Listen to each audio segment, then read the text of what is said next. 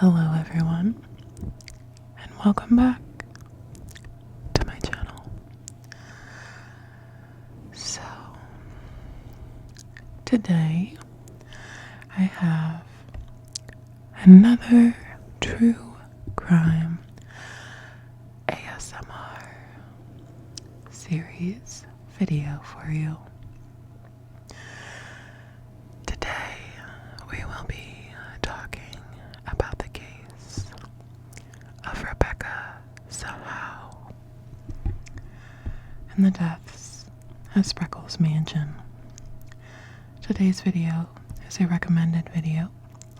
I do know that this case is very high profile, so many of you have probably heard of it, but anything that you guys recommend, I do a video on.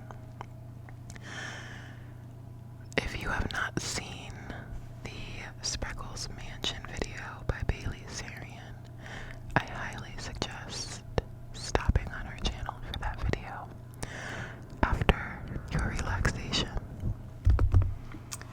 So, today's video will be added to my True Crime ASMR series playlist. As always, this is where you can find past and future videos in this series. So, let's dive in.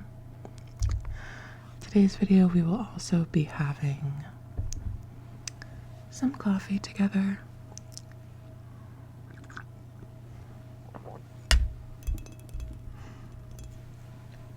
So, Rebecca Zahau was born on March 15th, 1979 in Phalam in northwestern Burma. She spoke multiple languages, English, Nepali, and Hindi. She had lived in multiple countries. She worked as an ophthalmic technician until 2010, but she had many other interests outside of her job. She was health conscious, according to her older sister, Mary. Mary described her as a health nut. Rebecca was one of 3 sisters and was especially close with her youngest sister, Zena. In 2002, she married 36-year-old nursing student Neil Nalipa of Scottsdale, Arizona. They unfortunately divorced in February 2011. Soon after her divorce from Neil, which arguably this occurred before her divorce, Rebecca would meet Jonah Shacknai. Now, Jonah was a 55-year-old, very successful businessman, and he was the CEO of Medici Pharmaceutica. Jonah was a self-made millionaire, well, billionaire. He had 2 previous marriages and 3 children. His youngest was Max Shacknai, who was born in June of 2005. Jonah and Rebecca and Max would stay together during the summers at Jonah's Spreckles Mansion in Coronado, California. Now, this house is the most expensive and largest house in Coronado. Max was the only child of Jonah's second marriage to Dina Romano. In 2011, Max was 6 years old. On July 11th, 2011, Zahau, Max, and Rebecca's teenage sister, Zena, were at the mansion together. At some point that day, Max fell face first over a second-floor banister, suffering injuries to his spinal cord and facial bones. The former, which affected his heart rate and breathing. Zahau said she was in the bathroom at the time, and she found Max moments later, and Zena called 911. During the incident, Rebecca reported that while she was in the bathroom, she heard a really loud noise. Rebecca would then run out to see Max lying there and would scream to Zena to call 911. Rebecca also reported that Max was still conscious upon her finding him, and he was repeating, "Ocean, ocean, ocean, ocean, ocean." Ocean was the name of the family dog. So this led Rebecca to really think that the dog had something to do with it. But by the time first responders arrived, Max was unresponsive. The first responders would report hearing Rebecca saying that Dina was going to kill her. And as we know, Dina is Max's biological mother.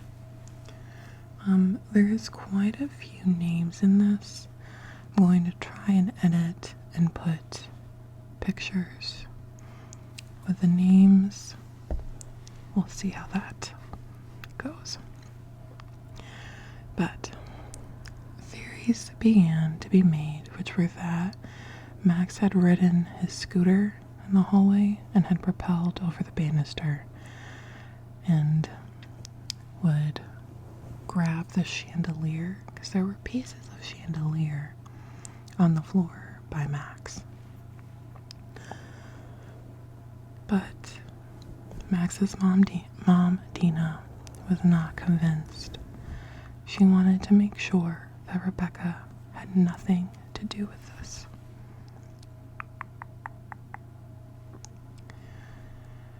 She had hired a private firm to investigate and just kind of give her reassurance about what happened to her son. Investigators had stated that the carpet would have stopped him from going at enough speed to propel over the railing. And at this time, it was very, it was trendy to use those little scooters and do tricks on them. So there was just a lot of theories being thrown around. The incident was just really difficult for investigators to even replicate a scenario that would have led to Max falling the way he did.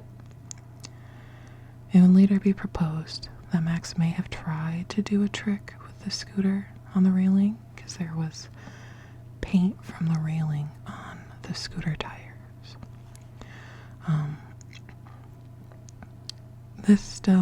It was just, police would later just determine the incident as a terrible freak accident.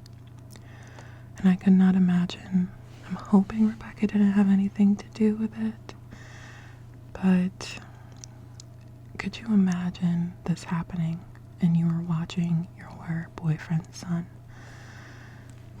It's just very dramatic. Max would be transported to a local children's hospital in critical condition. His parents, Dina and Jonah, would remain by his side the entire time. During this time, Dina would call her sister to come for support.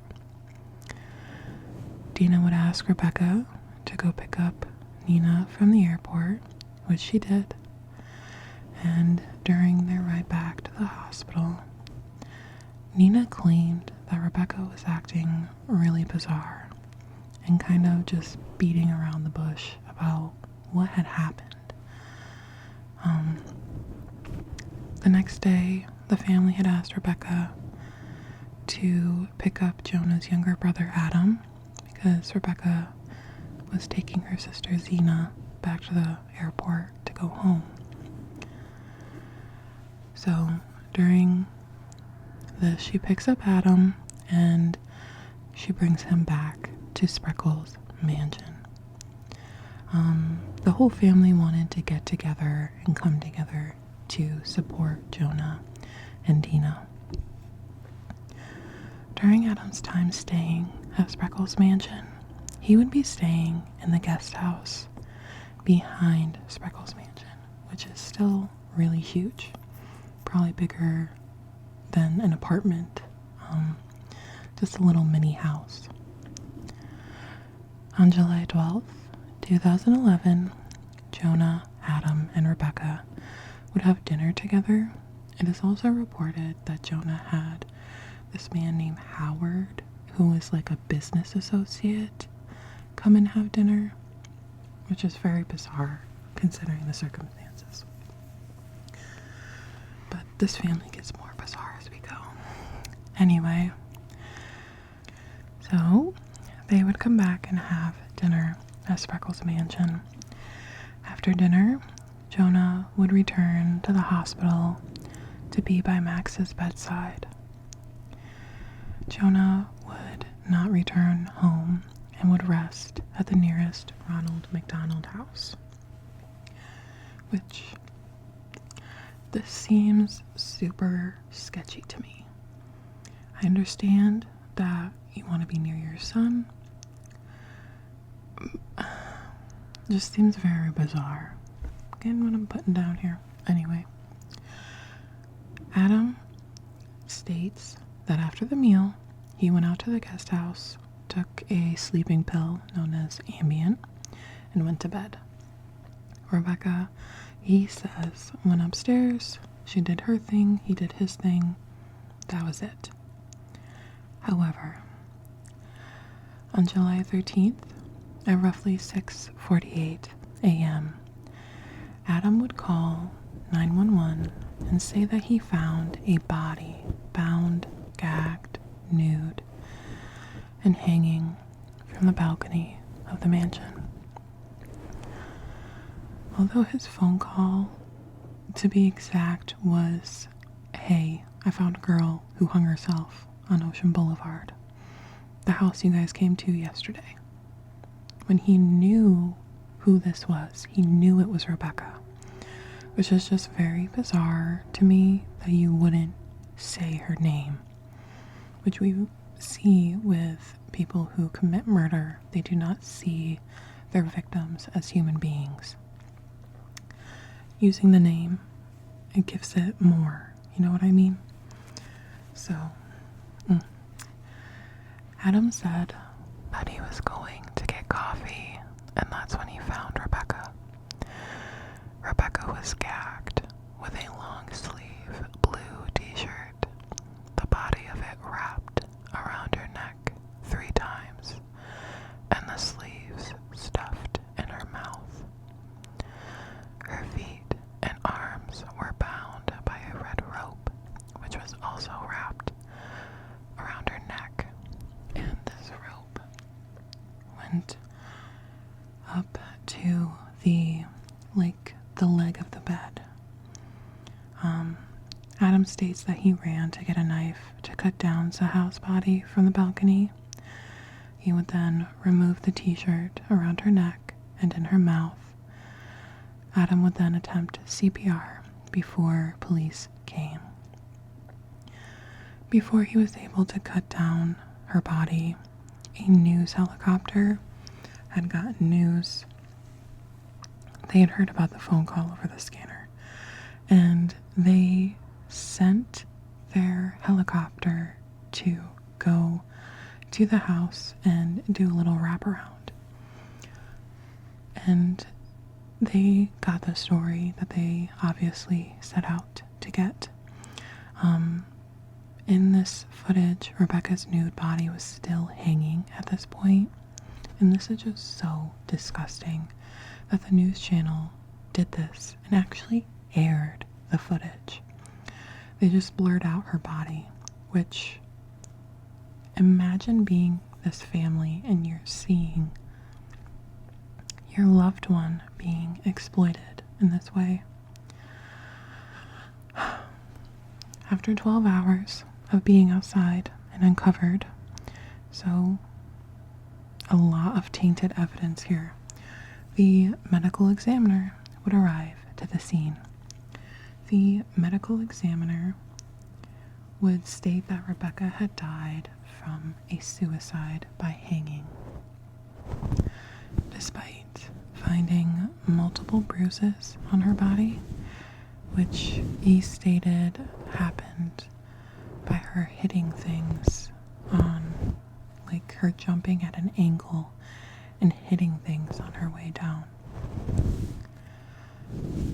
Near the bed, where the rope had been anchored to, was a plastic bag, a paintbrush, a big paintbrush, a large kitchen knife, and a small kitchen knife. There had also been a tube of black paint. Rebecca's hands had been tied in nautical knots, which are pretty exclusively used for boating. Now, the knots that were specifically used were cleat hitch knots and slip knots. Cleat hitch knots are used specifically for sailing, and Jonah's brother Adam just so happened to be a tugboat operator and had been in this profession for over 10 years.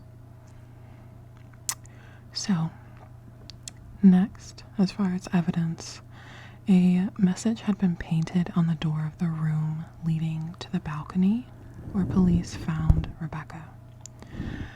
The message said, "She saved him. Can he save her?"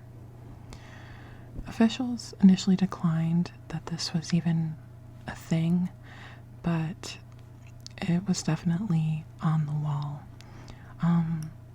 Sheriff Gore stated that it was not a clear suicide note. However, investigators took it as further evidence of suicide. Zahau liked to paint as a hobby and had signed her paintings in the past. Her siblings contended that the message did not match her handwriting. Nalipa also stated the note did not appear to be something Zahau would have written.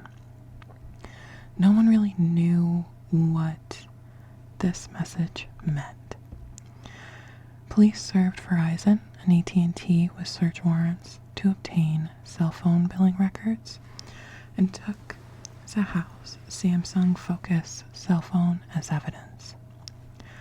According to AT&T records, from roughly 8 until 10 p.m., Zahau was texting and talking with her older sister Mary, who confirmed that Zena had arrived home safely at 10:48 p.m. Nina Romano would then message Zahau and state that she wanted to stop by the house and talk about Max's accident. Zahau did not reply to that message. Police said Zahau checked her voicemail a few hours later at 12:50 a.m. and she had listened to a message. Billing records do not show who left that message. Police stated it was a message regarding the worsening of Max's condition, but declined to confirm at that time who left the message. Mary stated that police told her it was from Jonah. The message was deleted, meaning that police and Zahau's family never heard the contents of the message. It's also important to remember Jonah's a very rich man. We're dealing with very big money, and I feel as if big money changes the directory of how a case is handled.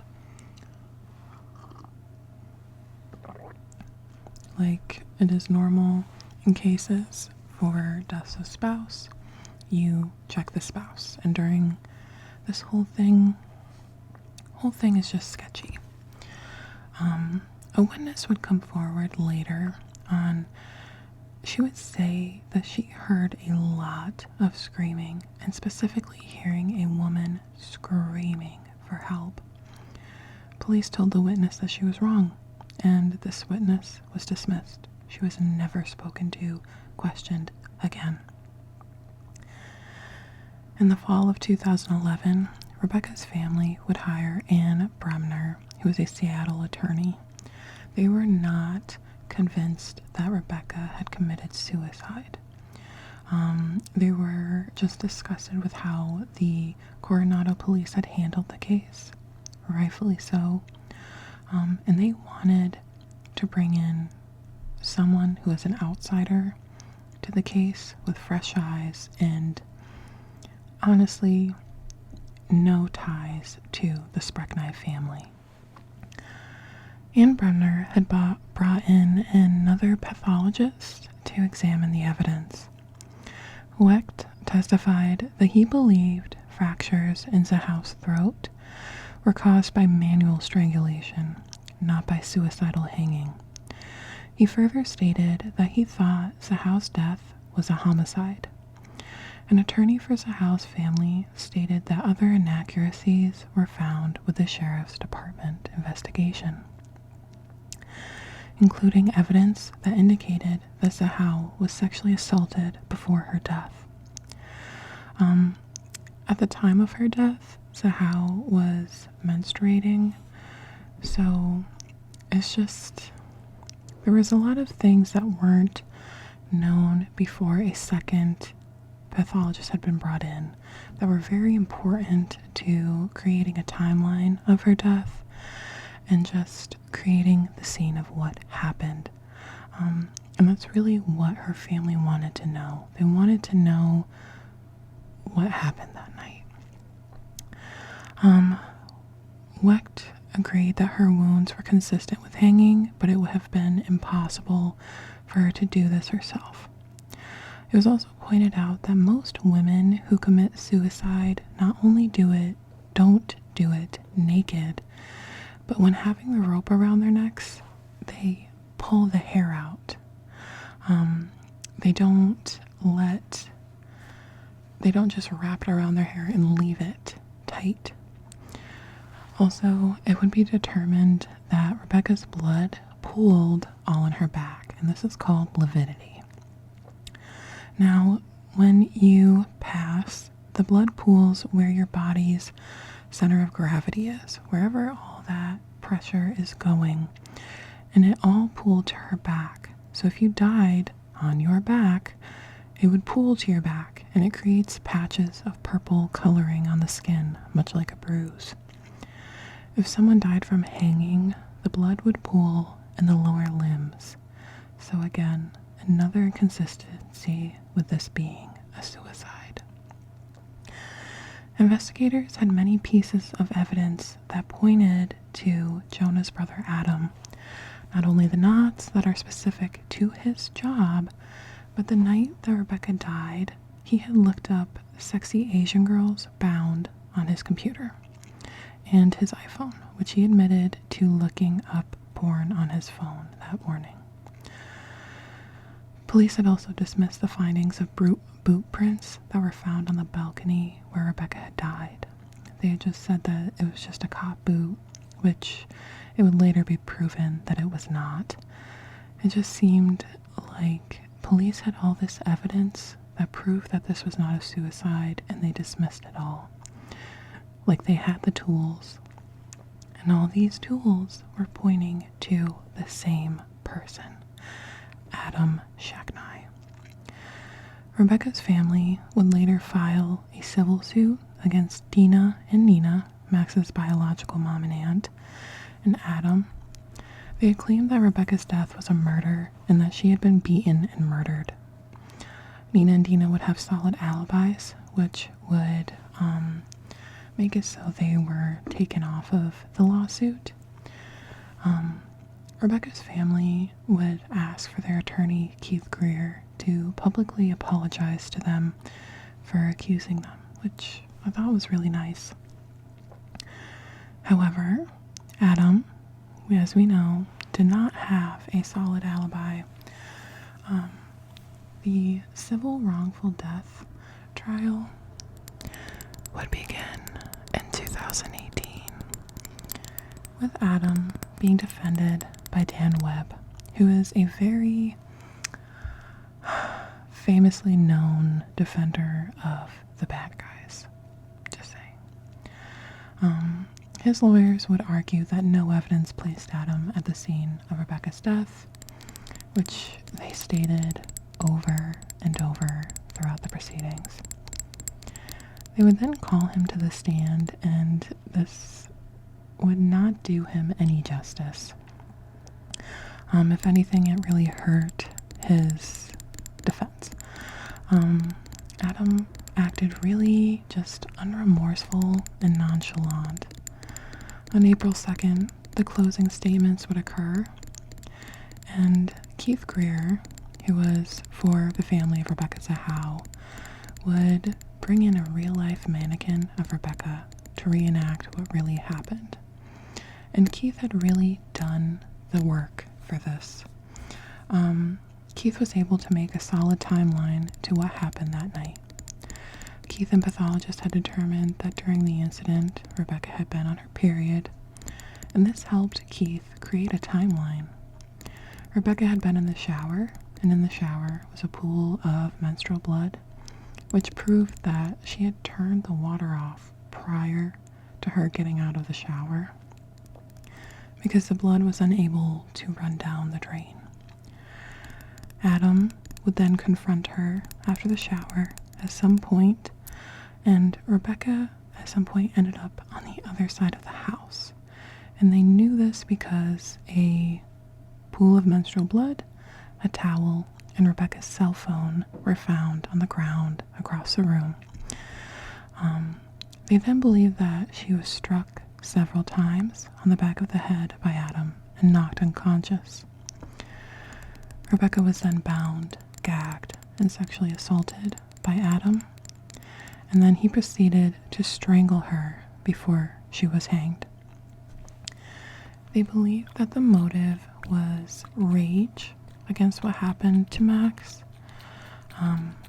Jurors on the panel in the wrongful death suit against Adam Shacknai found him responsible in the death of Rebecca Zahau. They would award the Zahau family $5 million, which Rebecca's family, when they came into this, they knew that Adam had no money.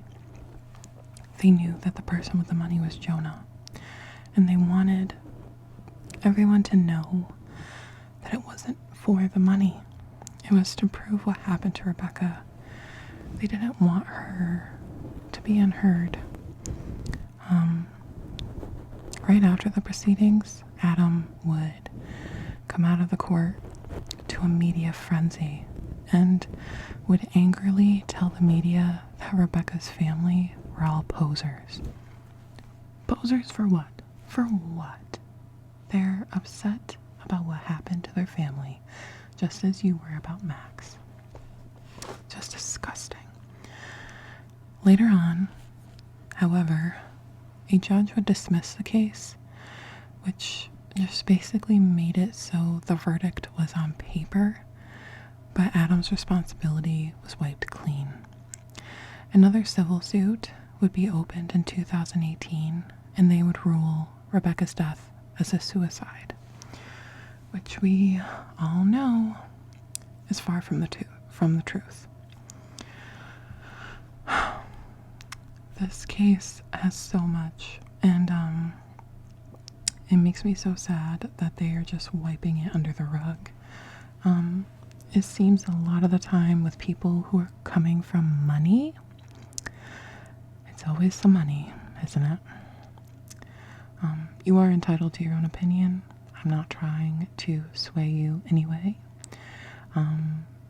I just think this is disgusting, and how this case was really treated, and I couldn't imagine being Rebecca's family. I just think that there is such thing as coincidence and circumstantial, but this does not seem like one. I really do think that Adam had a part of it, and possibly Jonah. Maybe Jonah and Adam did this together, and Jonah paid him. Maybe that's what we heard, that Rebecca had heard on that voicemail that day. Something that was so upsetting that she deleted the message, and she had no idea that she would be murdered soon after. I really am so sorry to Rebecca and her family for again being, gaslighted by the justice system. So, that is today's video. I hope you enjoyed it and found it relaxing despite the content. I will be adding this video as always. That is my cat, Oliver. I will be adding this video as always to my True Crime ASMR playlist, where you can find past and future videos in this series. Thank you so much for watching. I know we didn't do as many triggers this video, but I hope it was still relaxing for you. Thank you so much for watching,